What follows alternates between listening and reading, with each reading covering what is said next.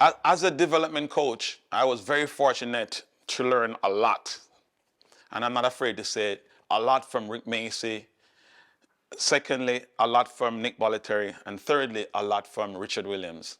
So what I did with my own spin on a development coach is I took a lot of information from all three of those persons and evolved into one solid, compact, and which is a very good idea for me because these are three of the most successful tennis coaches in the history of the game of tennis. So as a tennis coach, why not learn from the best to become the best? Rick Macci, former coach of Venus and Serena, Jennifer Capriati, so obviously a very well-experienced coach, development coach. I spent maybe 3 years at Rick Macci, and I was with him on the court, maybe 8 to 10 hours every day because Rick Macci is on the court a lot. So he would be, giving lessons and then talking to me at the same time, asking me when am I going for lunch or when am I going to take a break or I should take. I said, no, Rick, when you take a break, I'll take a break. When are you going to break? Because I was so eager to learn, what he was doing. You have you want to become something special. You have something that is special in front of you. Learn. You understand? That was pretty easy. That was very easy for me. People wonder why I was on the court with him all day long. Yes, I want to learn. I want to be a coach. I want to learn how to coach. So I was just very fortunate to be there with him, to watch him work with the kids technically, because I was on the court. I was the guy putting the ball in his hand. I was the guy that was court as a sparring partner. So it was very easy for me to learn what he was doing, and also to the patience with the kid, how to talk to them, good moment, bad moments, good time, So everything I've learned at the beginning of my stage, I was very happy to become a part of the Rick Macci Tennis Academy, because then it slingshots me straight into the tennis world. I didn't have to go anywhere. Everything was right in front of me. So I was happy to be at the right place as a coach at the right time for the beginning of my coaching career.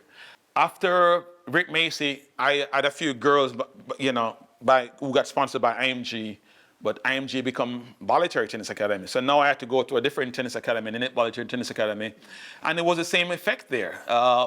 Here we go, Nick Bollettieri. So I went from Rick Macci straight into Nick Bollettieri. And the learning just continues. The learning continues. I remember, same thing, Nick on the court all day long, and I'm there with him, giving them balls, hitting balls with the players. And then after he's finished with the players, I would have to continue where he left off with the players. So, learning there, for me, I just absorbed, everything I could from Nick Bollettieri and also from Rick Macci. So I was teased by my ex-wife. She told me I learned the best from both worlds. So I was the middle of Rick Macci and Nick Bollettieri, and that's a good place to be as a tennis coach. Trust me, those are some of the best coaches in the world. But specifically, what I learned from Rick first was the technical part of the game. That was very simple. He was very good at teaching the technical part of the game.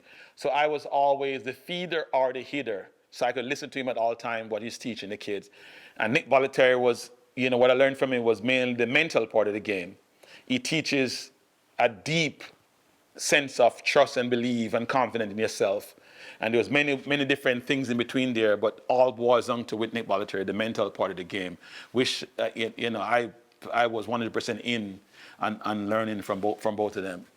After I finished with Nick Bollettieri, I finished with IMG, I decided in my mind, I want to build my own players. You understand? I want to, I've did it before with Nicole, my oldest daughter, but I want to build players. I want to have my own, tennis center. I want to have my own tennis factory, basically.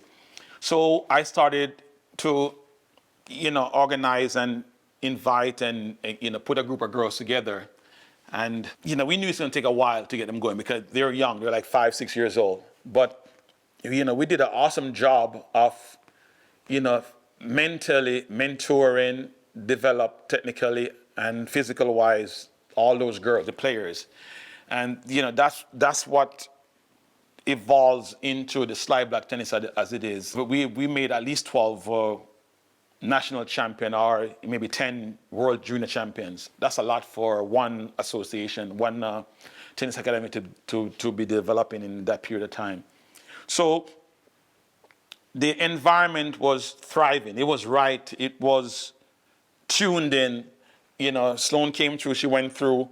Then we started over again from Corey, with Corey again. But we knew everything that it takes to get to the top. We knew it's going to take the private lesson, the hidden partners, the footwork, the match plays. So we had a whole book on this development theory. And what Coco did, she walked right into that, right into the philosophy, and everything was already ready for her to go forward right away. So she was at the right place at the right time. The dad made the right decision. The coach was the right decision. And so that what made it a perfect storm. You know, the philosophy, the coaching, Corey and the parents, and then the environment that she walked right into, created a perfect storm.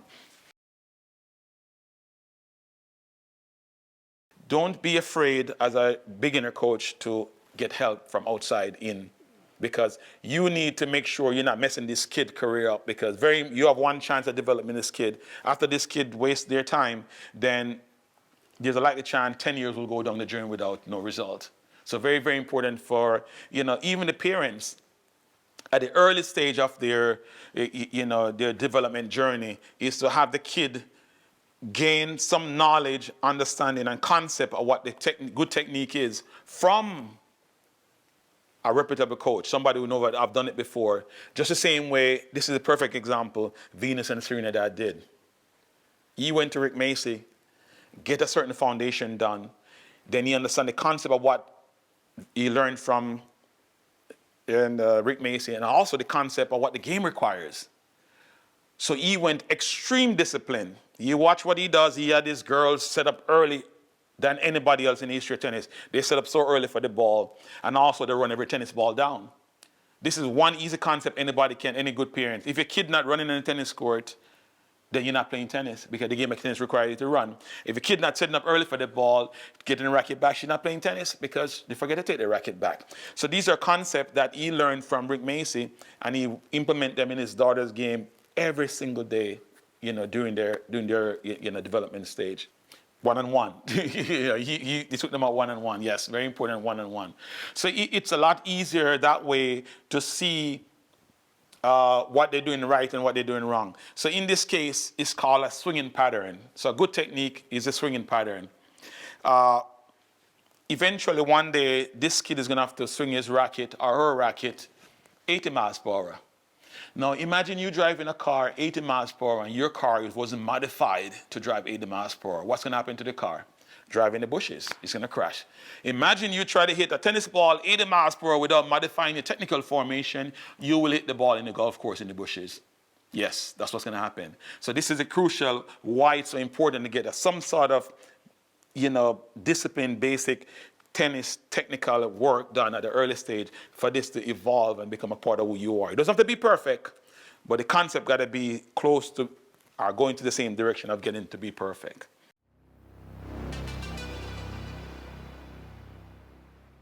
If you're a good development coach, every time you do something with that kid's game, you have to think long term. Cannot think tomorrow. You understand? After a while, my whole philosophy about tennis changes. Now I'm thinking more toward what Venus and Serena that did. That's why I don't go to junior tournaments anymore. For me, it's a waste of time going to junior tournaments because it doesn't represent to me anything that I've done before. So what it tells me is I need to be on a tennis court thinking long term and developing that kid area, that game, whether it's a serve, backhand, slices, volleys, overhead, and running forward and running backhand, for them to become a special tennis player. You understand? So I would limit myself right now to how many junior tournaments my next project will play.